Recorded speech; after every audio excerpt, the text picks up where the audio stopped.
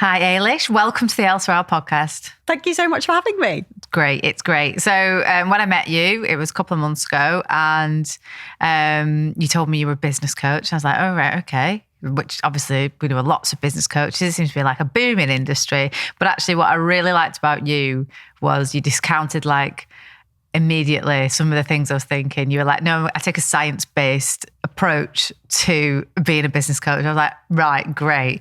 Actual data and science driven, which is what I really liked. And then I thought, I'm going to get you on the podcast to talk about it because I'd like to know more myself. Talk me through it. Where did you begin? How did you get into this? And what is it that you actually do with your clients? Yeah, sure. So from a business coaching perspective, there tends to be a huge amount of mindset work that comes with it. And what I noticed, not only in myself setting up my own business, but also in my clients, was that 80% of the work was mindset and 20% was strategy. So I had all the strategy down and could tell you how to grow your email list and could tell you how to show up online and get visible and grow your brand.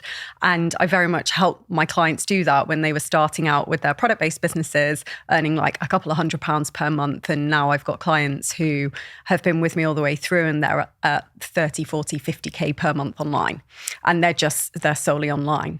But the difference between those clients who did that strategy and then the clients who didn't necessarily make as much progress was the mindset piece. And I've always been fascinated by it. So I decided to go and train as a mindset coach with somebody called Shazad Shameen. And it was a concept and framework called positive intelligence. Now, this is based off 4 different psychologies. So there's neuroscience, positive psychology, cognitive psychology, and sports science. And he's brought all of these psychologies together and used something called root factor analysis, which what this is it takes all of the different theories on mindset out there in the world, like hundreds of them, and then distills them down into what the core principles are. So if you look at, say, colors, there's thousands of colors in the world, but then when you use factor analysis to be able to distill all those colors down to what the core ones are, there's actually only 3. So he's made everything super simple. And then what came out of it was that most people tend to have across the population, one judge, which is our master judge, which either judges ourselves, others, or circumstances. And then we have these accomplice saboteurs that can get in the way of our success. Now, these can look like hyperachieving, people-pleasing, being a victim, being hyper-rational, so you've got no emotion in there whatsoever. And it kind of goes on with these 10. And it wasn't until I understood what these 10 saboteurs were and then how to use neuroscience to be able to rewire our brain to help clients then go, look, these are all the things that are actually holding you back. If we can start to do some really simple exercises over a consistent period of time, say 7 weeks, we can actually put your brain underneath an fMRI machine, or put you and your brain underneath an fMRI machine and scan you at the beginning of the 7 weeks and at the end. And at the end, we'll be able to see atrophy, so a decrease in the left-hand side of your brain where these saboteurs are, and a growth in the right-hand side of your brain where your creative mindset is, your sage, deeper, wiser part of you is. And when I've taken clients through that, their business has just exploded.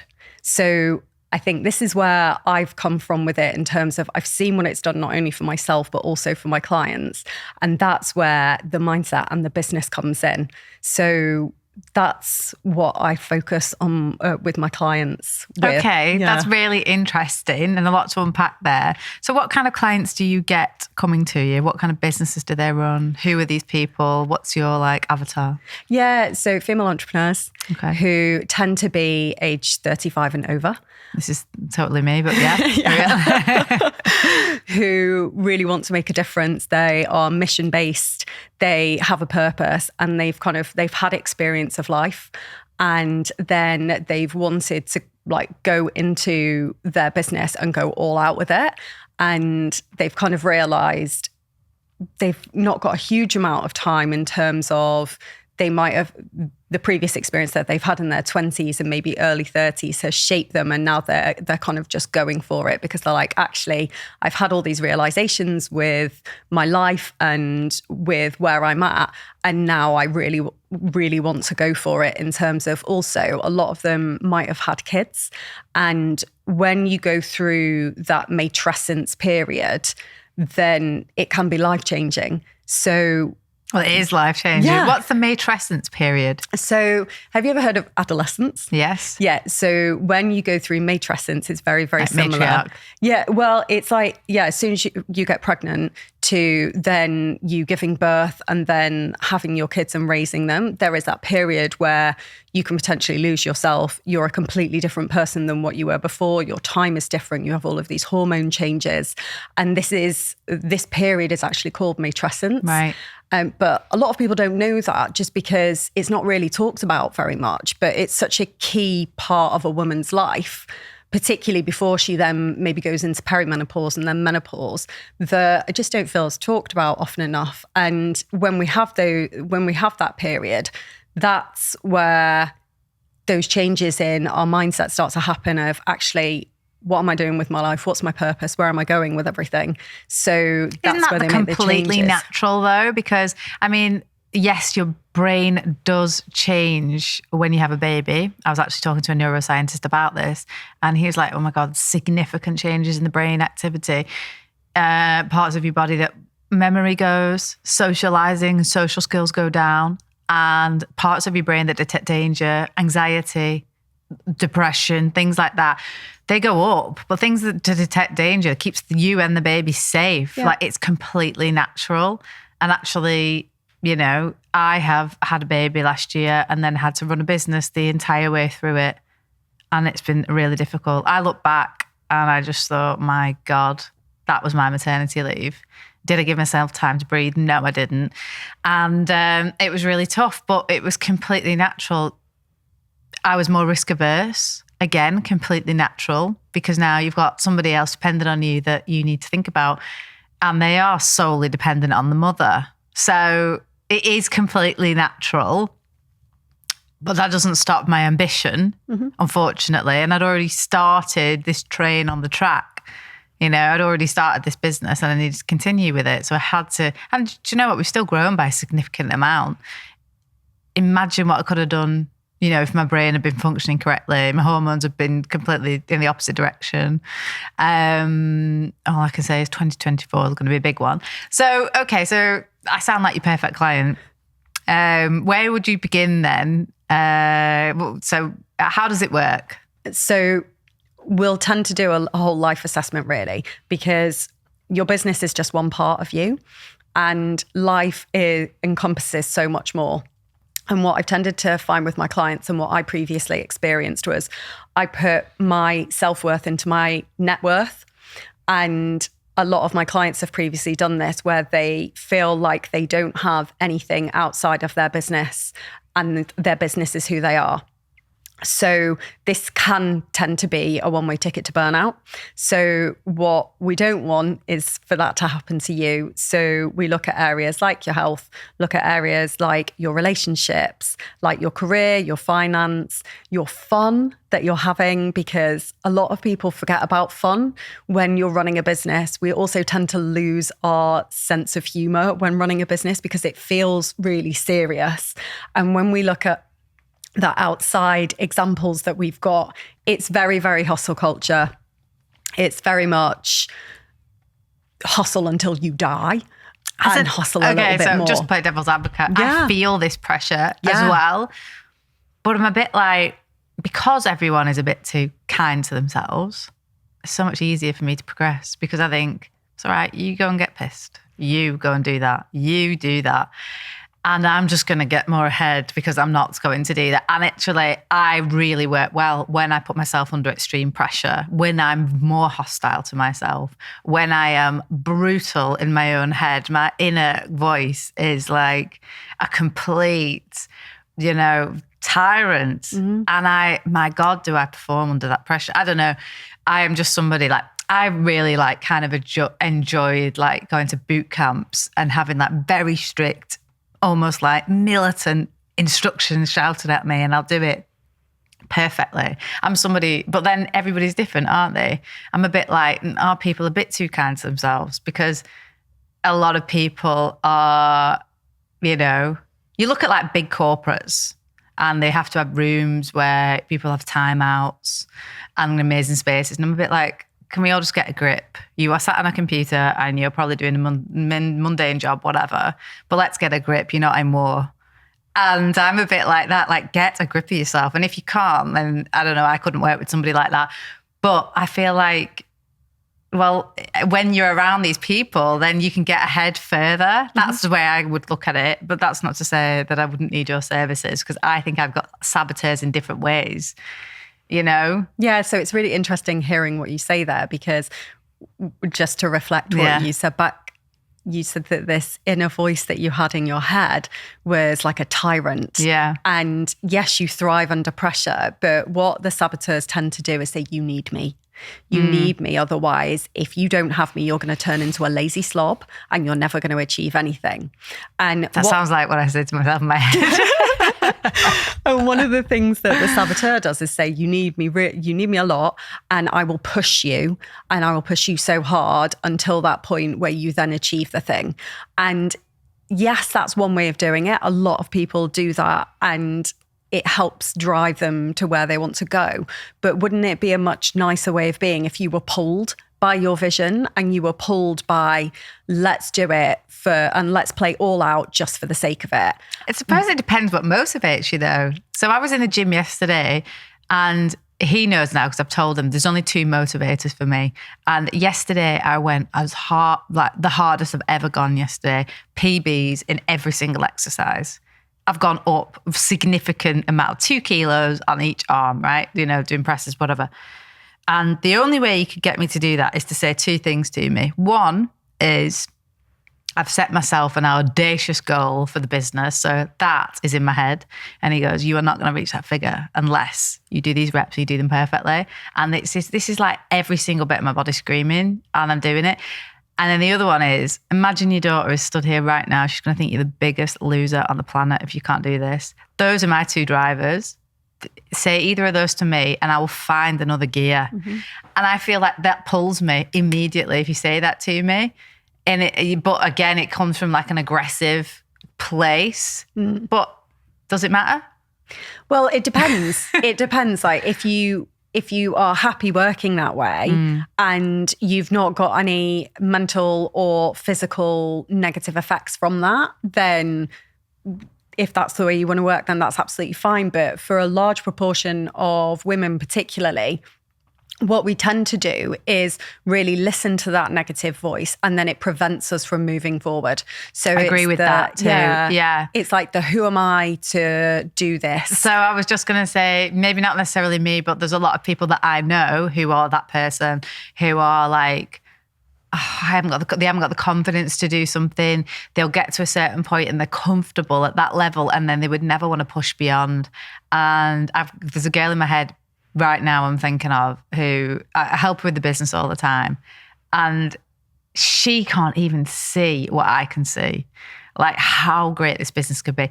And where she's just so comfortable doing it like part-time. I'm like, you are so busy. Why are you not doing this full-time? It is just annoying me, like how you won't take the next leap. And she is just like, I know, but I'm just like overwhelmed. And I'm like, I'm fully behind you. Do not stop here. You are never going to reach your potential, you know? And I just think, please make that next step, but I can't force her. So she is 100% this person. So let's go through this type of lady that you deal with, because I feel that's like more than 85% of women out there who are a bit too, timid to take the next step. I have my own theories on it. I think it does come around childcare. When you have a baby, you definitely become more risk averse, 100%. And I think women pre-kids have a different kind of ambition to the women afterwards. And this is why women don't invest in businesses and they do not invest in other women's businesses. You know, I always hear statistics all the time about women's businesses only get like 3% of what men's businesses get. And I'm like, because they're less risk, they don't take risks like the men do. Yeah, you know? I do think that's changing though, because if you look at some of the angel investors that are coming out nowadays, they are specifically focused on women, but there is a huge gap. There was the Rose Review done a few years ago by NatWest in conjunction with the government. I think they had asked NatWest to do it. And what they found was for every pound of investment that a business got, 99 pence of it went to a man and 1 pence of it went to a woman. So there is still a huge gap there for women to be able to come and get the investment that they truly want. But again, going back to that person, they tend to be caregivers. They tend to be people who have been raised maybe in a certain way, we'll never know, but they are people pleasers first and foremost. A lot of the clients I see are either hyperachievers, so like yourself, who are just like going for it, but they're kind of at that burnout stage where their relationships are affected, their parenting is affected, their health is starting to be affected, so they want to make a change. Or they are people pleasers who are giving to everybody else, putting themselves right at the bottom of the list, and they are getting burnout from that. And I can speak from experience with that, from being a recovering people pleaser and having quite a unique home setup where I'm a full-time stepmom, and my stepson lost his mum when he was 2 and then lost his sister when he was 4. And so there's a lot of, so when I came into that relationship, there was a lot of support for my partner and also for this new little, like he's now 7, but at the time he was 4.5. And there was not only that element of matrescence, which by the way also happens regardless of whether you biologically give birth to somebody. There's research out there to show if you adopt, you have very similar brain changes that happen. But what then happened was providing all of this love, support and care whilst also looking after clients meant that I got burnt out quite severely. So then had to go on my own journey of then going, right, okay, how do I put myself first in this situation? How do I create these boundaries? How do I then also change what's happening in my brain? Because the story I was then telling myself was very, very different compared to say a few years ago where I was more ballsy with business. And I was like telling myself like, it was very similar in terms of the masculine kind of push, and like, you can do this, like go for it. And I think that's so true when you're in your 20s and you've got no responsibility, you've got nothing to lose. Let's be honest. Yeah. Then you got into a serious relationship where you had to be in a serious role. You're now in like that motherly role to this little boy who's, you know, traumatized probably by his mother's death and his sister. And you've got to navigate all that. And there's absolutely, and that's got to come first. The ambition that you had before, will go down like that. And it's natural. So, what did burnout look for you then, and how did you recognize it? Yeah, so it looked like, to give a visual, being sat at my desk and staring into space and not being able to do anything. And yet feeling like I couldn't get away from my desk because that was where I should have been, because I had a business and you don't take time off. So it looked like that. And the story that I was telling myself was what's wrong with me? Why can't I do this? Why can't I just focus like I used to? Where it would also look like getting ill every single month. Like normally my immune system's amazing. And as soon as I'd started to get burnout, every single month I had something new that took me out for the whole month as well. It looked like the story I told myself in my head was getting more and more negative. I'm an extremely positive person, but it was just going downhill really rapidly. And the feelings of being able to cope and the overwhelm was rising and the feelings of being able to cope were decreasing. So I then started on this journey of, right, okay, there has to be a better way. And I feel like I got to that place. I remember doing a launch in my business and it was one of my most successful yet.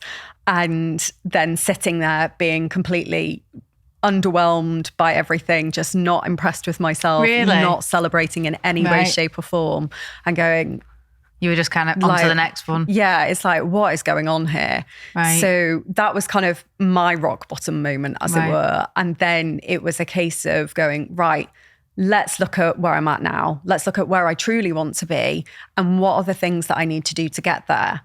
And that's kind of when I came across positive intelligence, because going back to, we're both quite a fan of science. Like, I love the woo as well, but like, from a science-based perspective, I want something that's actually going to change my brain and change it permanently.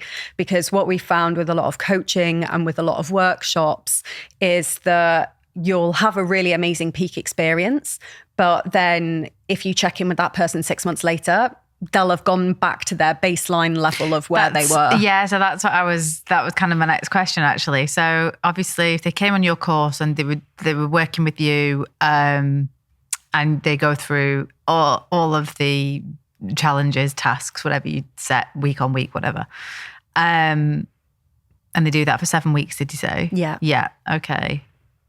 And that's great because they've got you in their life. You know, they've got like this confidant and someone they're working with, and great. But then when they're out in the wilderness on their own, would they not just revert back to baseline or revert back to type? Yeah, it's a great question. So we start and do a 7-week initial intense practice. And in those 7 weeks, it's still only 15 minutes a day that you have to do. And the techniques are so simple. You sometimes question whether they actually work. But you do the 7 weeks, and that then helps you to understand what your saboteurs are, first of all, what your sage powers are. So the sage powers are the antidote to the saboteurs.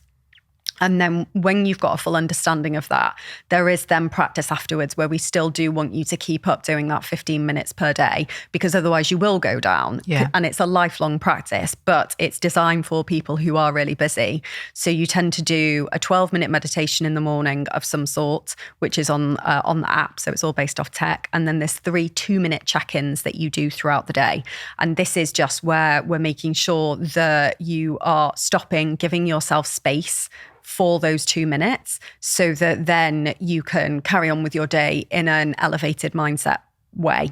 So it's really simple, but it has such profound effects, where I've always said for my clients, my goal is that I want them to come back and tell me it's been life-changing. Yeah. And that's what I found. And I've just taken actually a psychoanalyst through the 7 weeks. And bearing in mind, she's been trained for like 7 years and had loads of clients. And she said it was actually life-changing for her. Wow. So that's how I know it's worked, not only from my client feedback, but also from I took myself through it before I then decided to train in it, and just found it absolutely incredible. And it's very similar to, if you've heard of something called internal family systems therapy. No. So with that, the idea is that we have these different voices in our head, which are parts of us. Now, that might make it sound like somebody has schizophrenia. It's not. It's a very, very different, very serious condition. But we all have these different voices in our head. And we can have a really empowering one. We could have a really silly one. We could have a really romantic one. We could have a really fun one. And we could also have one that really ruins everything for us. And with that, what we can then start to do is separate those voices out. And first of all, ask ourselves, is it actually our voice? Or is it the voice of maybe a parent or a friend or a teacher who had come into our life at some point and told us something which was probably really flippant that we've taken on board? And then we've created this narrative around it. And then that prevents us from moving forward. And I've had clients who it's been their parent or it's been their teacher or it's been a grandparent. And so when we can start... What if you've got like more than one person? Like I've got a whole host of them and they all go on about this one thing. Yeah. So it's many different voices, but they've all picked one thing up. Yeah. So we then go to the root of it and go, okay, what is the voice that's the loudest there? All of them together. All of them together. Yeah, I would say there's not one. I can remember like specific incidences. They must have had a profound effect on me because I can remember where I was, what I'm wearing, what, you know, and you know what they said. Yeah, and that situation there that has then created multiple all of these times across the years. Yeah, you know. Yeah. And then what's then happened is you've created a narrative around that. And all of these either empowering or disempowering voices have kind of latched onto it. And that's one of your key things that maybe you might want to look into a little bit more so that then you can kind of free yourself from it. I don't want to. You don't? Oh, is this where the pushing comes in? Well, okay, I actually mentioned it. I've already mentioned it today. So it's the biggest thing that goes on in my life. Yeah. So, right, I was always like a chubby kid, right? And I would always hear comments about it. When I look back now, by the way, I am not chubby in the slightest. In the slightest, by today's standards. Okay, so then you've had ex-boyfriends who call me fat, and I must have been at my biggest, a 12. At my biggest, right? But I was always knocking around a 10. I actually did a different podcast about this because people think I'm like obsessed with like my weight. I actually came in today and said, no, I can't have that biscuit because I'm trying to get down to 60 kilos, didn't I? Mm-hmm. It's my biggest thing in my life. It literally is the difference between me having a good day and a bad day. The biggest. So can you imagine what I was like when I got pregnant and I put on weight? Oh my God. It was just like a lot for me to deal with, having to see myself bigger, then had the baby and I was like, watery and whatever. But I didn't put any pressure on myself actually. And then after when she was about 3 months old, I put myself under extreme pressure and Tyrant came back. And then, but did I get to where I want to? Yes, I did. So, very quickly. So I see it as a positive in my life anyway, because it's something that makes me happy. If I want to look a certain way and I want to fit into these fabulous clothes I've bought myself, if I don't do that, that's going to make me unhappy. And then again, that will impact my work. It will impact my life, impact my relationship. So actually, Tyrant has an overall net positive effect on me. So, but if we flip that script slightly and instead of using Tyrant as that person who's pushing you and telling you various different stories, maybe you're not enough until you hit that weight, or maybe you're not good enough until you get there, or you're fat or whatever, like your previous boyfriends did.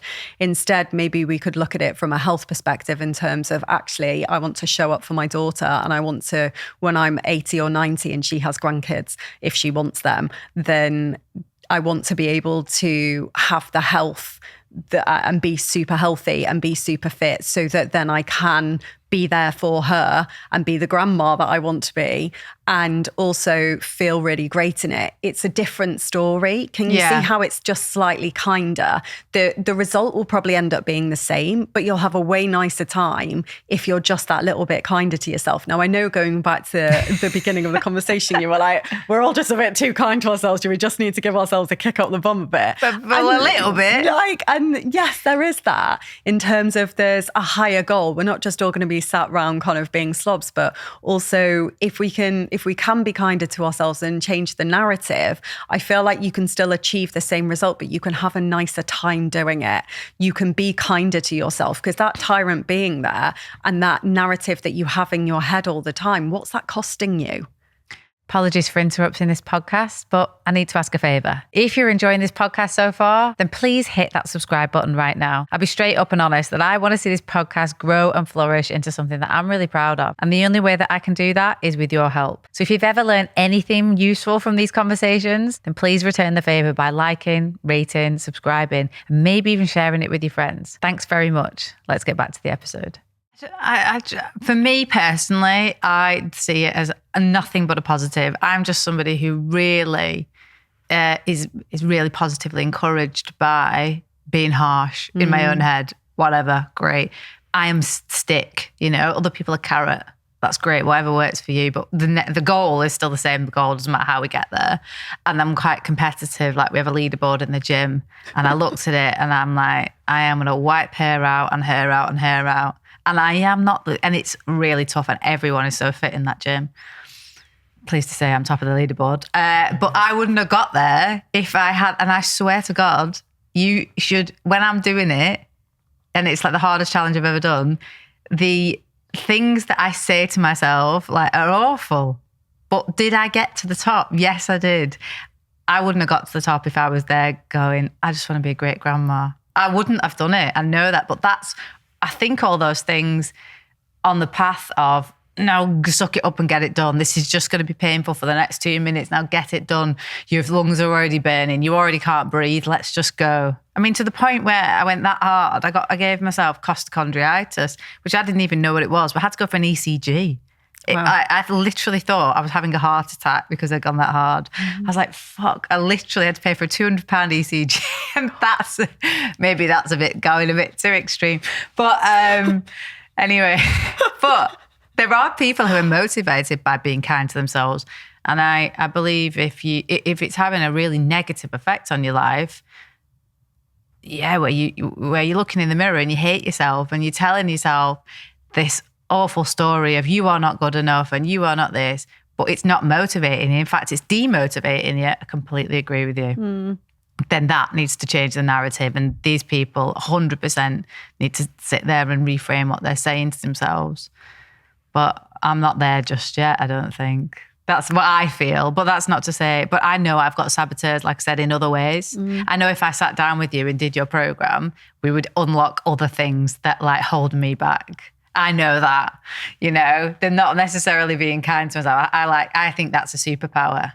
I think that other people being too kind to themselves, I actually love that about the world, because I think I am just going to get right ahead of you because I'm not going to do that.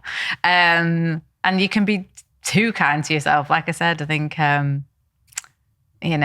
people are like, oh, well, I need a bit of self-care. I'm like, you spent your whole life doing self-care. So I don't know. It depends who you're thinking of. But I know sometimes I think maybe you're not going hard enough.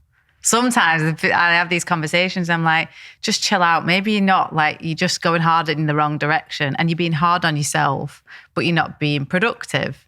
And again, I've got another friend who's in my head when I'm saying this. She's hard on herself personally, but actually she's really productive in work. And I think she should focus on the productivity that she's had. And yeah, completely agree with that. So talk to me about, you're very science-led, you're very study-led, and you did amazing training with Mind Valley. So talk to me a bit about that and some of the research and the data that you found. Yeah, so from that perspective, that was very much the 20% strategy. Yeah. So it was about looking at how a successful business runs. Like, I've had a successful business previously and my background is in marketing strategy. So I'm au fait with how to do a good marketing strategy, how to get yourself visible on there. But in order for me to be able to also show up for my clients in the best way possible, I want to make sure that I am doing cutting edge training to be able to do that. So what Mind Valley did was very much train you as a coach consultant. So some of the stuff I already knew, but then it was a really nice refresher. And then it was also looking at bottom line and looking at different businesses that have succeeded and what have they done and the markers of that. So there isn't necessarily a particular research paper I could tell you off the top of my head now, but because there were so many of them.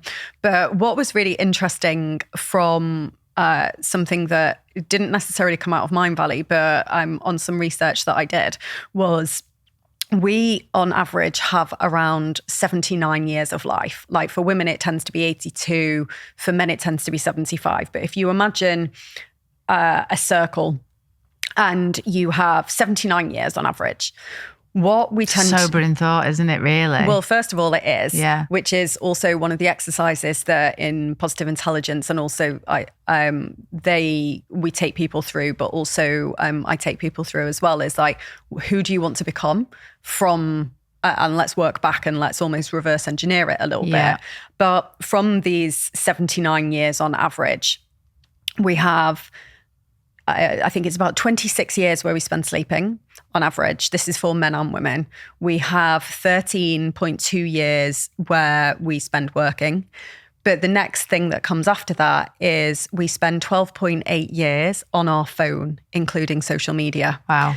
And this is where the productivity side comes in for me, because we always hear from business owners, from everybody in general, we don't have enough time. And if we can start to look at those 12.8 years, that we are spending just on our phone. And imagine if we could even just reduce that slightly, the amount of productivity and the amount more that we could achieve. Especially if you are on your phone scrolling, looking at memes, because you can be on your phone and actually working, and then making graphic design, whatever. And then you can be on your phone actually scrolling the day away. Yeah. And it's that time that so could be maximized. You're right. Yeah. So that's one of the things where you're trying to look for opportunities within your business, within your working day, not only to get more time, as it were, to achieve the things you want to, but also then live the way you want to and be present. Yeah. And this is the next thing that tends to come out of it is, well, I haven't got enough time and I always feel like I'm failing. I'm either doing the parenting or I'm doing the business, but I feel like in my head I'm doing both at the same time and I'm never there. So I would agree with that. Yeah. I literally, this last year has been the hardest of my life because I've not been able to fully do anything with either.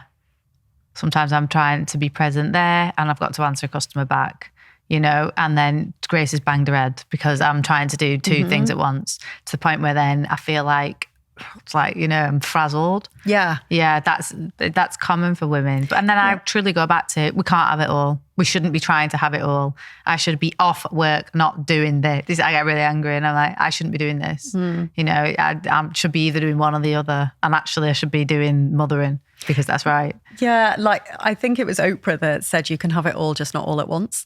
Yeah. And I do resonate with that in some respects, because there is that element, like you said, where it's really hard, where you're trying to look after your child and also trying to run a business or have a career. And you have to start to become really boundaried with what you're doing, and then ask yourself the question, does this really matter? Does it have to be done right now, right in this very moment? Is somebody going to die if I don't do that? And it's like, we have so much emphasis on our phones and having to reply immediately. And whilst, yes, I resonate with wanting to give the best customer service, which you do anyway with Elle Sera, and being able to respond really quickly to somebody, and also knowing the data shows you that the quicker you respond, the better your customer service is, also the better experience somebody has and the more likely they're going to stay with you. So there is that conundrum. I totally get that. But it's also a case of them managing people's expectations a little bit, saying, hey, we might take a little bit of time, but we absolutely will get back to you. So that it gives you the freedom to then go, actually, I can be with Grace right now, and this phone can just go away for an hour or even 10 minutes. I think there's a lot of child psychologists that say if you can give your child 10 minutes a day of absolute focused child playtime with them, then they are more likely to develop a lot better and a lot healthier and a lot quicker than if you were to be with them for 4 hours a day, but you were still on your phone and you were really preoccupied with everything else. So I feel like that takes the pressure off quite a lot, in terms of if you can just get 10 minutes focus time with Grace, and then you can focus on your business, then it gives you almost the permission to be able to go, you know what, someone can wait for 10 minutes. Oh no, I'm really now strong with my boundaries. I'm like not interested. I've said no to pretty much every event. The only one I went to was D2C Live, but I had to leave early, didn't I? Because I had to come back for Grace. And I've never been away from her in 14 months, not one day. So, and I really, I have Slack messages completely unread that just giving you a nudge on this, Alyssa, and I think, I'll get back to you when I want to get back to you, which is really bad. And I really appreciate everyone's hard work, but I'm like, I'm sorry, I am like knee deep in doing something with my daughter, and that comes first. I'm going to see Father Christmas today. I'm doing this. So again, I'm very like, I don't beat myself up over it. I'm like, no, yeah, I actually do think no one's dead. Yeah. Who cares? Yeah. And like, that email campaign is not going to go out. It's not going to make us any money anyway. I know that. Straight off sometimes. I'm like, I don't care. Honestly, I am cut from a different cloth sometimes. And Kelly does a fantastic job. I think you've got to learn how to delegate, and you've got to have somebody, a right-hand woman who you really trust, and I do. And she knows without even asking me what I'm going to say. That is something I would say to every woman. 100%, you've got to still run your business, and you're about to have a baby. You are 4 months pregnant now. And all you need is one right-hand woman who's going to really look after the business while you're away, so you can focus. You'll never take your eye off the ball 100% because you've got a great thing going. You want to be there for your clients. You want to see them with their wins and whatever. And, you've probably built up amazing relationships with them. But it's so, I can tell you now that they're not little for long. Do not miss that time, no matter what. Yeah. Your business will still be there. You're still great. You've built great relationships, and everyone will. I think it'll add another dimension to what you do already. Yeah, I completely agree with that. And also, just to reiterate your point, I think a lot of women actually need to ask for the support. And you factored that into your business. I'm not sure about your personal life, but I'm sure you have as well, given you said you've got the boundaries. But a lot of women feel like they have to do it all on their own. And there are ways and means for us to get more support if we have the courage to be able to ask for it. But it does require that bravery and courage to say, actually, I need support in XYZ. Please, can you come and help me do this? This would actually make a real difference. And I think that is starting to become more and more prevalent. But previously, I think the narrative was, we have to do it all by ourselves. So also, you've got to sometimes have the funds to do it. Yeah. It is a privilege costs thing. Money. Yeah. It really does. I know that. I have help. We have a cleaner. So, and housekeeper really, she's like really hands-on with everything and really helps in that respect, because there's absolutely no way I could be able to do it. No way. And again, that is costly. And I've only just taken on that actually recently since I moved house. But before, it was all on me, running the business, making the content. We didn't even have anyone doing marketing. Do you know what I mean? I only took a creative team on when I think Grace was about 6 or 7 months old. So, it's still very much, can you do a picture on this? Can you do this? Graphic design? It was just absolutely crazy. And I was like, oh my God. So yeah, 100% got to ask for help and support if you can get it. And if you can afford it, then definitely I would go for that too. Are you nervous about having your baby or anything? I think I'm just enjoying it at the moment. Like, there's lots of stuff going on. Like, we're buying a house and launching something new with the business coming up at the end of January, specifically with around building a life and a business without burnout. So really excited for that. So there's lots of things going on, like key areas. So for example, business, house, and then baby. So it just all feels like it's moving forward, and it's really lovely. As someone who's done all three of those things this year, I'm going to tell you it's very, very, very difficult. I hope you've got a very understanding partner and somebody who is absolutely going to be there as a teammate with you. That is so important as well. Danny was opening up another restaurant at the same time. So that was difficult. So again, it was, hardly ever saw him, but he'd be there when he could. But I understand he needed to be away. So that was and then moving house is very stressful as well. But once you're in and you're settled and you've got baby, it'll be great. And you've got your partner's son as well, which is your son really, it'll be, and he's 7, so he'll be able to help you. Yeah, he's so excited. I bet he's excited. I bet you'll have honestly a great time. And like I said, just chill, because no one's dead, you know. Everyone goes, oh, it's so stressful moving house. And I was just a bit like, I'll pack the boxes when I can. You'll do it when you can. Yeah, because, completely. Don't stress yourself out doing that either. Okay, I am, even though I play devil's advocate a little bit, I am actually super interested in your program and your course, because even though I'm not like 95% of people, I know 100%, I've got demons in other areas. And I know I'm probably definitely holding myself back. The productivity thing, I completely agree with, because everything is an attention stealer. The whole world's set up for that. Even like you were saying that there's an app that you can do like meditation on. I feel like that would steal my attention because it's an app as well. Yeah, there's pluses and minuses to the apps and using technology to be able to help you. But I think if you're using an app in a way that serves you, then it is really helpful. I've got the PQ app on my phone, which I do, but then I also have something called an app blocker. So I'll set that up and I can't access anything on That's my phone amazing. for 4 hours because Yeah. sometimes willpower is just not enough. Yeah. And you just need to, like, that's almost like you get decision fatigue. So it's like, okay, how can I stop making as many decisions as possible? I think it was Steve Jobs used to wear the same clothes every day to prevent that decision fatigue. And I'm like, well, I'm going to use an app blocker. So it cuts everything out apart from, say, your phone calls. Like if you need, you can put emergency phone calls in there.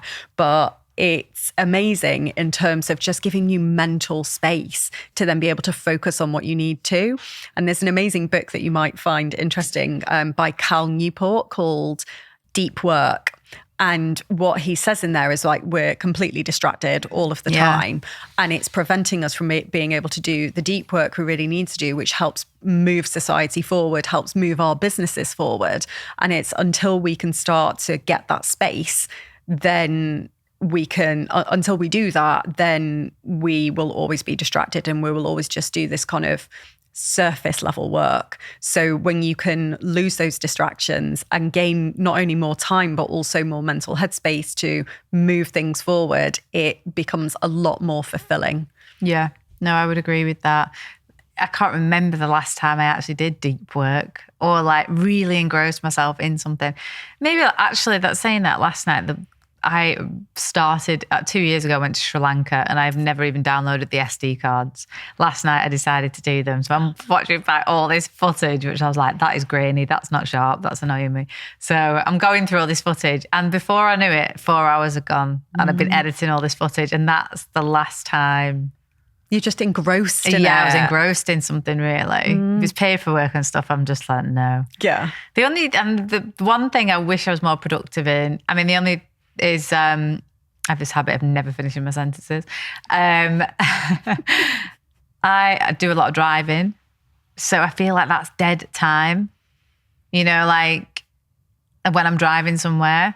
So if I've got to drive from where I live to Liverpool, it's like an hour and then back again. So let's say that's 2 hours a day where I can't be on my phone, I can't be productive, I can't do any of the stuff that I want to do. That like gives me like anxiety because I think I'm not draining time looking at memes all day.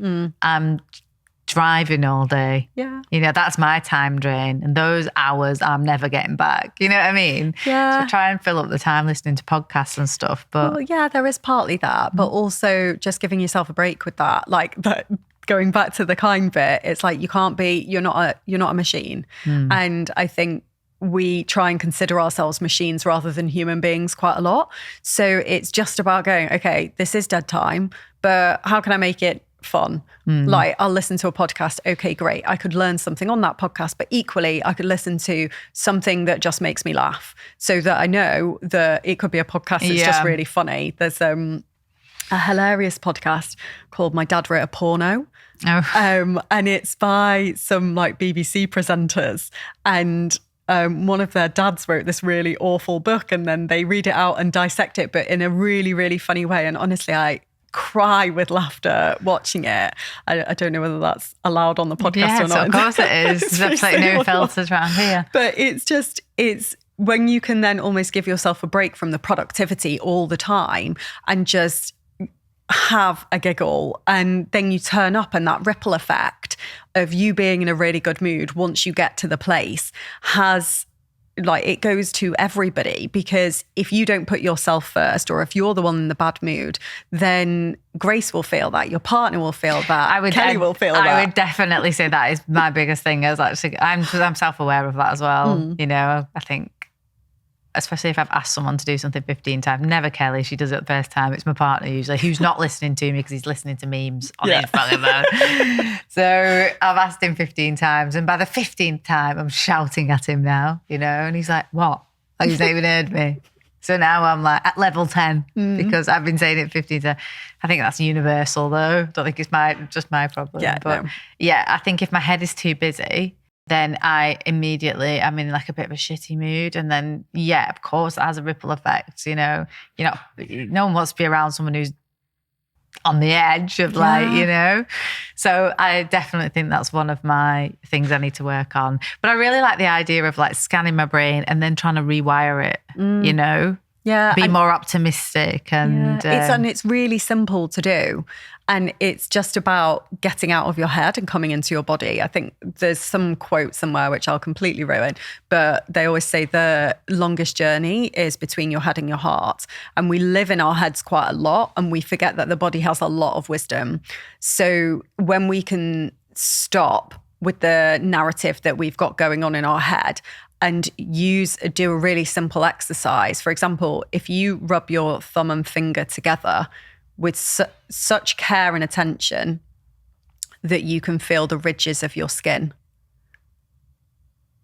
Mm-hmm. When you can do that for 10 seconds, that is actually helping to rewire your brain, to stop the narrative of what's going on, for you to give yourself the space to then choose a different way. And this is based off neuroscience. And there's loads of research papers on this which you can look at. But when you can stop the narrative, you can distract yourself enough to focus on something else. You then have the space to go, okay, do I want to go down the way I've always gone, or do I want to choose a different way? Do I want to shout and scream in this moment and reply to that email like bang, bang, bang, bang, bang? Or do I want to stop and breathe, maybe take 2 minutes, come back to it reflectively? Yeah, maybe tell them they're not a moron and come back with something else. I don't even do that. I just like one word, yes. Somebody asked me something the other day, I just put, dispose of that, done. Like they'd put a whole big email, hi Lisa, how are you? We worked with you a long time ago, blah, blah. And I was like, again, busy. I'm like, just get to the point and no pleasantries, which again is like, because I'm doing too much. It's not because I'm like, don't care, or I'm not trying to be a horrible, shitty person. I'm literally trying to answer too many people on too many different platforms all the time. I've crossed 3 different Instagram pages sometimes, you know what I mean? And then a Facebook page and everything else. And it's like, so I just get to the answer quick. And then actually, if I reread that, it might come across as very abrupt or abrasive, and it's absolutely not meant that. It's just because I've got like too many tabs open in my mind and on my phone and everything. So I think that would be something for me to work on, definitely. So when are you going on maternity leave? So probably June. June, okay. And baby's due in June. Yeah. So you're going to work right up until the end? Yeah, I think so. I don't know whether you're like this, but I love what I do. Yeah. It's my life's work to be able to help women create this life and a business that they love without burning out. So for me, yes, there is that element to make sure I don't burn out again, but I do want to keep working, and then I'm just going to keep it in flux. I haven't really got a set period of time that I'm going to take off as of yet. We're just going to kind of see how it all goes, I think. Yeah. And then just be a bit flexible with it. But it's exciting. I'm excited for everything. Yeah, it'll be amazing. Yeah, you will. You'll love it. I was somebody who's like, just worked right up until the end, was paying all my invoices when I was in labour. And but then, as soon as baby's born, you're exhausted and everything else. So it just happens naturally. You'll take your foot off the pedal a bit. But great. I'm excited for you. But I'm also excited. I think I want to do this program. Like I said, I was dead interested when you were talking to me about D2C Live, because you weren't just the regular business coach who, is doing vision boards and stuff like that. We can all do that. I don't need someone to tell me how to do that. But this is like really interesting from a scientific perspective. And, I think to myself, well, if I unlock the things that are holding me back, then definitely, how can that not be a positive thing, Definitely. Absolutely. So, Well, if anyone else is interested in it, I've got a quiz that people can do, so I can always leave that in the show notes. Oh, so absolutely, definitely. You can find out what your top saboteurs are and then go from there. Absolutely. I'm going to do it myself, so I'm excited. So if anybody wants to get hold of you, how would we get hold of you? Yeah, so you can go to Instagram, which is Ailish.Lucas. So it's AILISH.LUCAS. And that's also my website. So that's ailishlucas.com. Perfect. Okay, brilliant. And thanks for joining me, Ailish. Well, thank you so much for having me. You're welcome.